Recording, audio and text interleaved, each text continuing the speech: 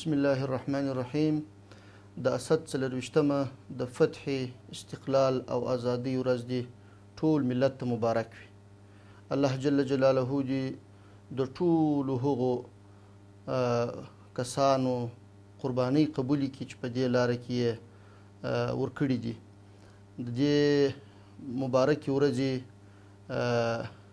مبارکي زه هغو میندو، هغو خویندو او هغو ورونو ته او هغو پلرونو ته وایم، هغو کورنیو ته وایم چې خپل ورونه، خپل زامن، خپل پلرونه یې په دې لاره کې قرباني کړي دي او ډېرې لویې لویې قربانۍ یې ورکړي دي.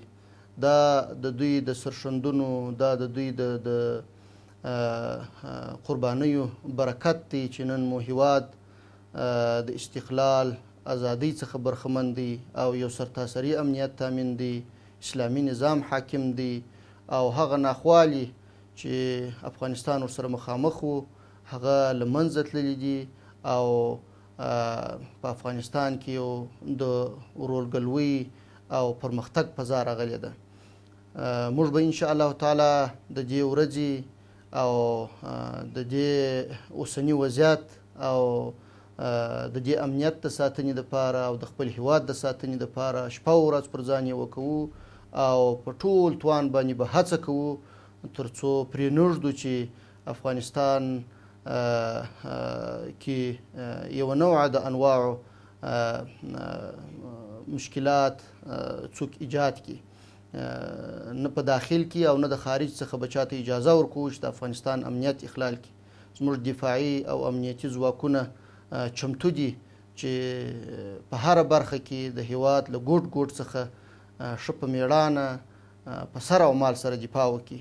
ټول ولس ته اطمینان ورکوو چې انشاءالله موږ به په ټول توان باندې، په ټول قوت باندې د خپل هیواد څخه او ستاسو د سر او مال عزت څخه او د دې استقلال څخه او د دې نظام څخه ساتنه کوو. تاسو مطمئن واوسیږئ. یو ځل بیا تاسو ته د دې ورځې د اسد 24مې مبارکي وایو.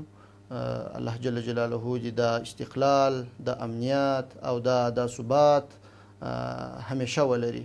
الله پاک دې موږ تاسو ټول افغانستان د بې امنیو، مشکلاتو، ستونزو څخه وساتي. الله جل جلاله دې موجوده مشکلات په اقتصادي برخه کې چې ولس یې لري دا ټول حل کړي او انشاءالله چې حل کېږي به موږ تاسې به صبر، حوصله او زغم کوو او کار به کوو تر څو شته ننګونو ته د حل لارې پیدا کړو او پرمختګ ته دوام ورکړو.